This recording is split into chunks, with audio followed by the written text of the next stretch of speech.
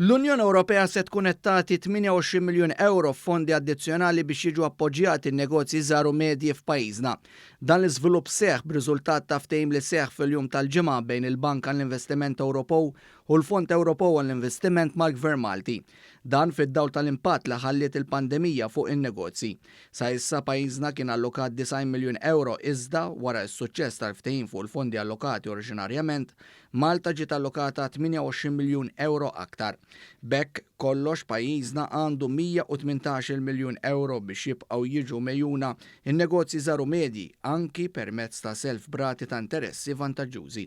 Il-Kummissarju Ewropew Elisa Ferreira faħret lil pajjiżna talli kiseb iżjed finanzjament biex jagħti stimulu lill-intramprenditori Maltin. Qalet li bil-fondi allokati l-idejat intraprenditorjali ma jibqgħux fuq il-karta iżda jsiru proġetti.